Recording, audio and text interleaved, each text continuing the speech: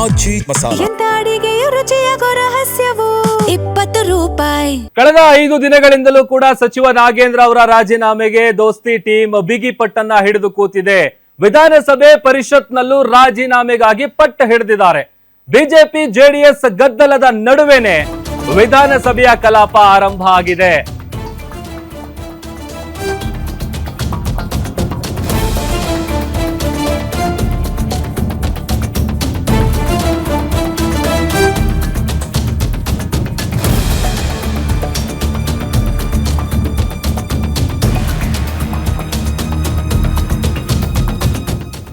ಸಚಿವ ಬಿ ನಾಗೇಂದ್ರ ರಾಜೀನಾಮೆಗೆ ಪಟ್ಟು ಹಿಡಿದಿದ್ದಾವೆ ದೋಸ್ತಿ ಪಡೆ.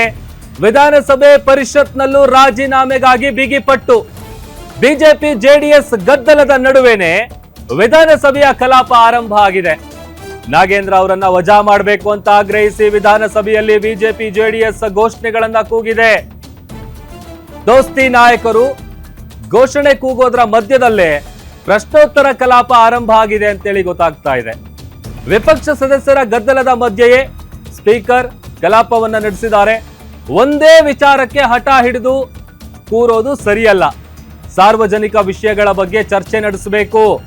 ಸದನದ ಗೌರವವನ್ನ ಕಾಪಾಡಬೇಕು. ನಿಮ್ಮ ಪ್ರಶ್ನೆಗಳಿಗೆ ಸರ್ಕಾರ ಉತ್ತರಿಸುತ್ತೆ. ನೀವು ಸುಗಮ ಕಲಾಪಕ್ಕೆ ಸಹಕಾರ ಕೊಡಿ ಅಂತ ಸಭಾಪತಿಗಳು ಮನವಿ ಮಾಡಿಕೊಂಡಿದ್ದಾರೆ. ಯಾಕಂತಂದ್ರೆ ಕಳೆದ 4 ದಿನದಿಂದಲೂ ಕೂಡ ಇದೇ ವಿಚಾರಕ್ಕೆ ಪಟ್ಟು ಹಿಡಿದಿರುವಂತ ಕಾರಣ ಬಲಿಯಾಗ್ತಾ ಇದೆ ಕಲಾಪ. ಸೊ ನೀವು ಸುಗಮ ಕಲಾಪಕ್ಕೆ ಅವಕಾಶ ಮಾಡಿಕೊಡ್ಬೇಕು ಅಂತ ಸಭಾಪತಿಗಳು ಮನವಿ ಮಾಡಿದ್ದಾರೆ.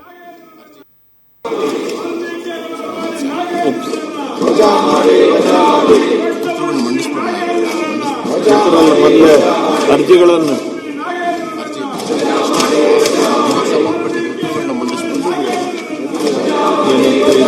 ದಿನಾಂಕ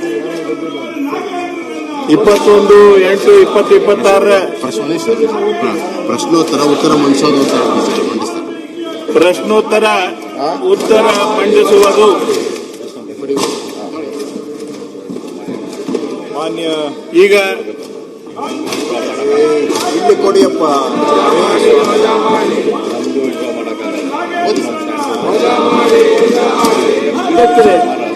ಶುಕ್ರವಾರ ದಿನಾಂಕ 21 ಆಗಸ್ಟ್ 2026 21/8/2026 5ನೇ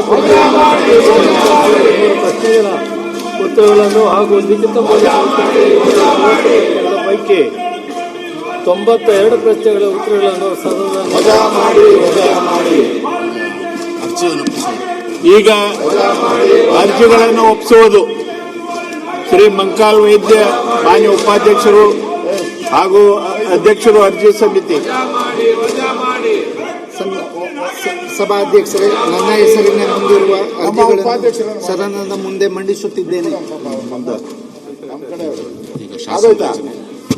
ಈಗ ಶಾಸನ ರಚನೆ ಶ್ರೀ ಕೃಷ್ಣ ಬೈರೇಗೌಡರು. ಮಾನ್ಯ ಸಭಾಧ್ಯಕ್ಷರೇ, ಕರ್ನಾಟಕ ಅಪಾರ್ಟ್ಮೆಂಟ್ ಮಾಲೀಕತ್ವ ಮತ್ತು ನಿರ್ವಹಣೆ ವಿಧೇಯಕ 2026 ಪರ್ಯಾಲೋಚನೆಗೆ ಕೈಗೆತ್ತಿಕೊಳ್ಳಬೇಕೆಂದು ಪರ್ಯಾಲೋಚನೆ ಪ್ರಸ್ತಾವವನ್ನು ಈಗ ಸಭೆಯ ಮತಕ್ಕೆ ಹಾಕುತ್ತೇನೆ. 2026ನೇ ಸಾಲಿನ ಕರ್ನಾಟಕ ಅಪಾರ್ಟ್ಮೆಂಟ್ ಮಾಲೀಕತ್ವದ ಮತ್ತು ನಿರ್ವಹಣೆ ವಿಧೇಯಕವನ್ನ ಪರ್ಯಾಲೋಚಿಸುತ್ತಿದೆ ಎಂಬ ವಿಷಯ ಸಭೆಯ ಮುಂದೆ ಇದೆ. ಪ್ರಸ್ತಾವದ ಪರವಾಗಿರೋರು ಹೌದು ಎಂದು ಸೂಚಿಸಬೇಕು. ಪ್ರಸ್ತಾವ ವಿರೋಧವಾಗಿರೋರು ಇಲ್ಲ ಎಂದು ಸೂಚಿಸಬೇಕು. ಪ್ರಸ್ತಾವ ಹೌದು ಎನ್ನುವರ ಪರವಾಗಿದೆ ಎಂದು ಭಾವಿಸುತ್ತೇನೆ. ಪ್ರಸ್ತಾವವು ಹೌದು ಎನ್ನುವರ ಪರವಾಗಿದೆ. ಪ್ರಸ್ತಾವಕ್ಕೆ ಅನುಮೋದನೆ ದೊರೆತಿದೆ. ಮಾನ್ಯ ಸಚಿವರು ವಿಧೇಯಕದ ಬಗ್ಗೆ ವಿವರಣೆ ನೀಡುವುದು. ಮಾನ್ಯ ಸಭಾಧ್ಯಕ್ಷರೇ, ನಮ್ಮ ರಾಜ್ಯದಲ್ಲಿ ನಾಗರಿಕ